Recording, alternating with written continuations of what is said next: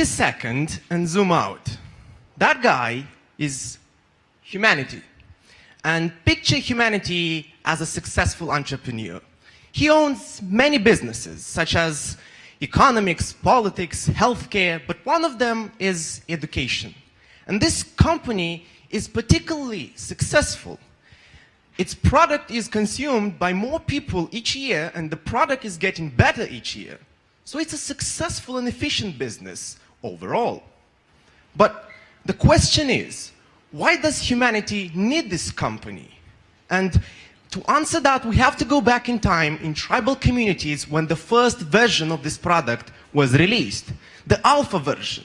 And that's how education happened before.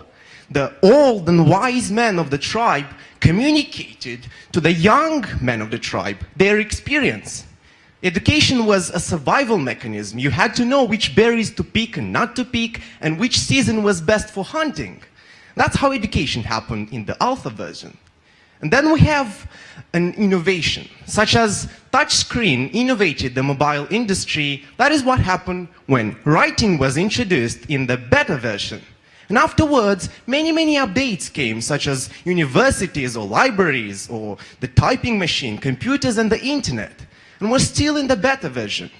We think that the final version of the product will be instantaneous communication of education, when information can be directly uploaded to our brains, for example. So we see that education is quite efficient. Let's look at how efficient it is nowadays.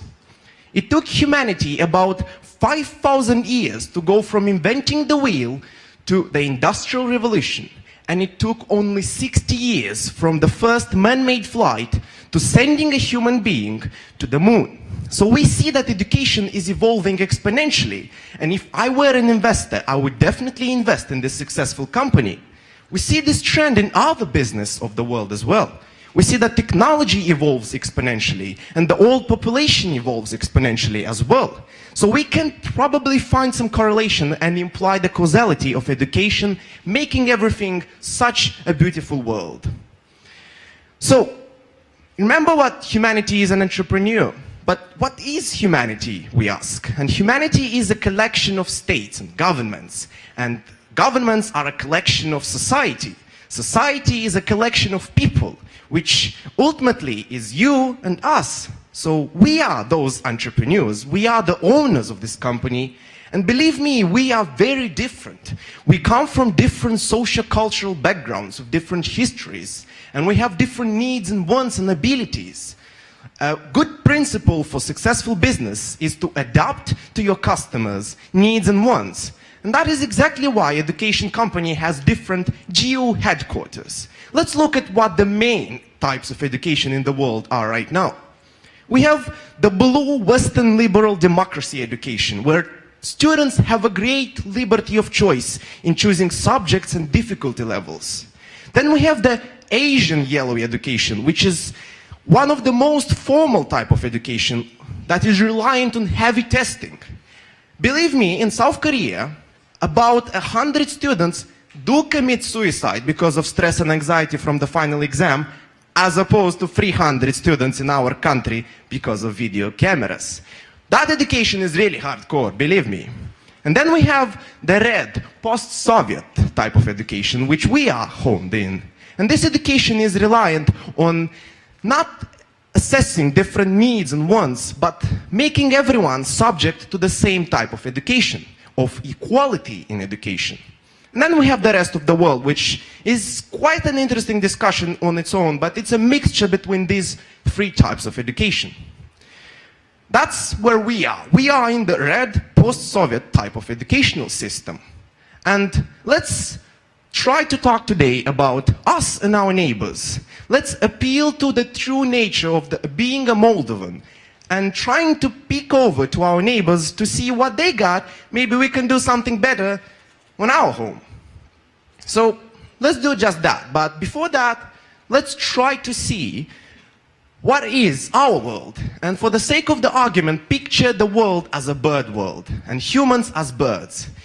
birds are very different as well. They have big and strong wings, some have small and weak wings. We have birds who can't fly. We have birds who are smart and stupid, rich and poor. So we have the same diversity just as humanity. Let's look at what the Bluebird World presents and the red one. So when we look at the Bluebird World, we see the following characteristics.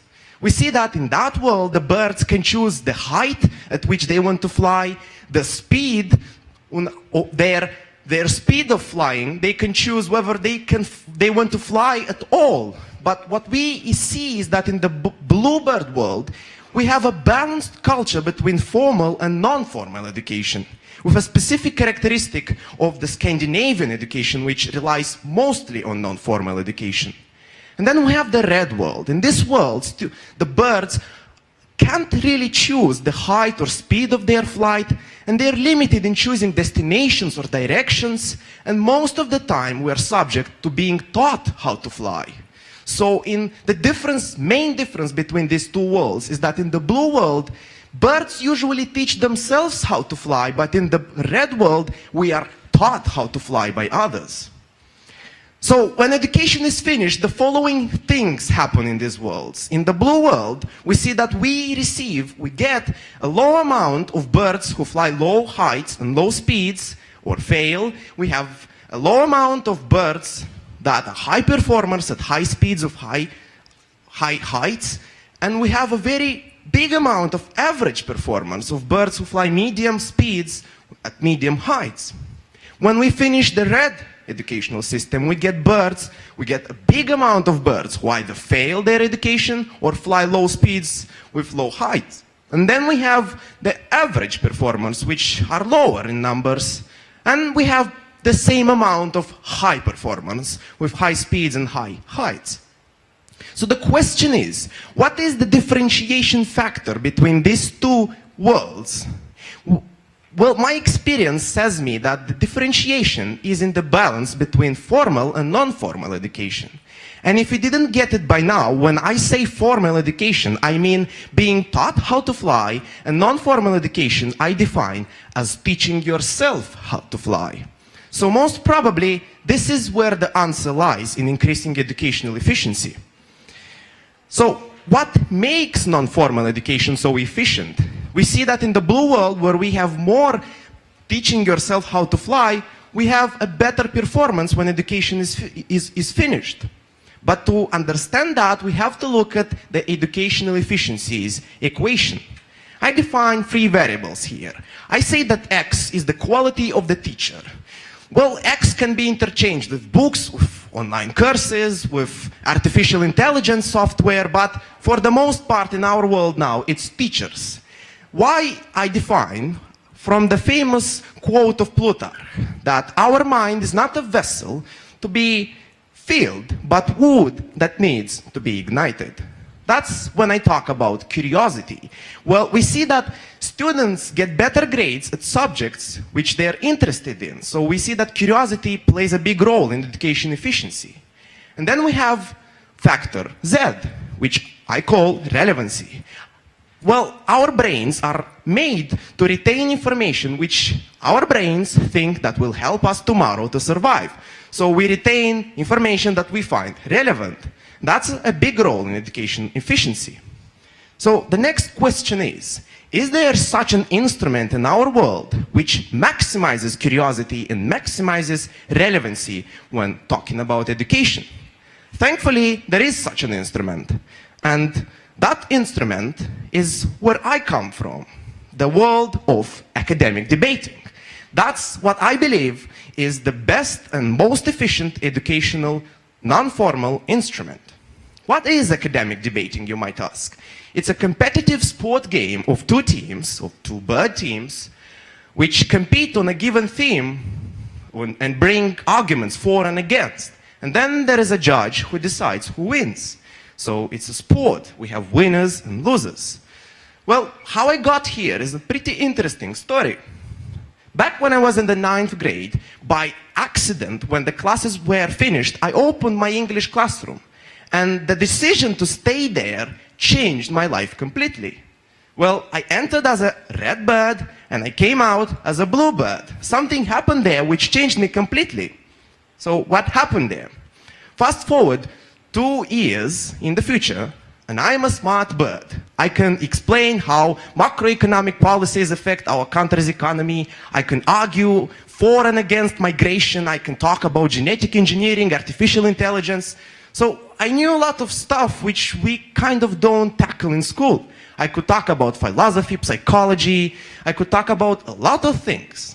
So one day, my blue English teacher told me, hey, do you want to go to an international debate competition? And I said, yeah, I want to.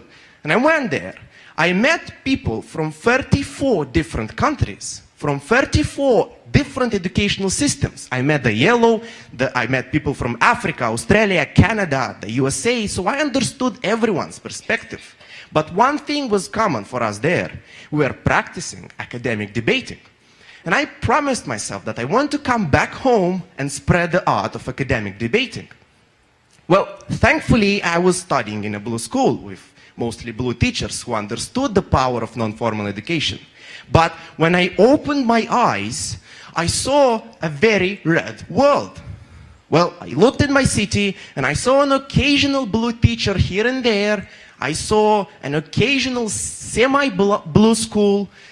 We had some blue servants in the ministry, but it was a red world. I looked at our country, and most of our country was red, right?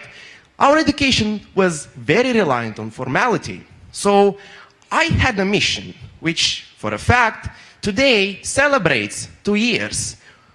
And we had a mission to spread academic debating for our country. Right now, we spread in over 50 regions of Moldova with different debate clubs. And we believe in the future we'll manage to get a country that looks like this. We want our country to become more blue, or otherwise to have a more balanced system of being taught how to fly or teaching yourself how to fly. In the future, I hope that's how our home will look like. We'll look at our neighbors, see that they got academic debating, which somehow makes more profit for the business. So let's implement that solution in our country. I find that academic debating increases maximum curiosity and relevancy for certain premises. For the first one, look, when you want to talk about something, you actually need to prove the judge that you are correct, so you need to inform yourself. You're curious about knowing more stuff in order to win. So we see that debaters are really curious about the things they learn. And then they find the material relevant because they're talking about stuff which affects people on a daily basis. They tackle international relations, they talk about things coming from technology and psychology. And debaters usually find their information relevant. So this instrument teaches them a lot of stuff. The skills that they gather in academic debating are transferred in formal education. We see that in many countries who have academic debating practiced, those who do so receive better grades and pass exams much more better than the ones who don't practice critical thinking skills through academic debating. So remember when I talked about humanity as an entrepreneur? And I told you that we are the owners. Well, it happens that we decide who the managers of our company will be, so they can decide what is best for us. But don't forget that we are the owners of this company and we can decide what's best for us without waiting for managers' decisions. We have that liberty, we can do that. So what can we do to increase the educational efficiency today in our home world? We don't have to wait for up-to-bottom decisions stemming from managers, because regrettably, I can tell you that things won't change much in the near future. So we have to take that. We have to change from bottom-up decisions. A grassroots community, just like we did 2 years ago when we founded the first non-formal academic debating organization in our country, which has let almost 1,000 birds teach themselves how to fly. So the question is, what can you do to change your home now? Well, we have a lot of non-formal initiatives in our country. You can find a lot of organizations, projects, you can join a debate club, you can create a debate club, but the relevant issue is that you have to change. And when you become a bird who teaches himself how to fly, you increase your educational efficiency, which increases the overall educational efficiency. So when you change, everything changes for the better. And believe me, when someone changes, people are addicted to change. They inspire. So others will change afterwards when they see that people get better and more efficient. So my advice to you today is don't stay silent. Find your activity, join, create something, and change the education from bottom-up decisions. Today, I'm a proud bird who taught himself how to fly. And I thank you.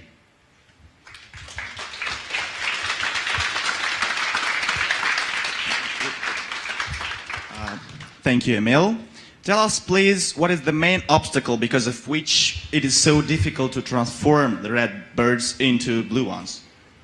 Always when things start to appear, we get rejected by conservative views. And that conservative view is stemming from our formal educational system. So when we change our educational system, we see that a lot of teachers and schools are resisting this change because they're not seeing any efficiency in that. I hope our Ministry of Education will hear this speech. So this is for you. Thank you very much. Thank you.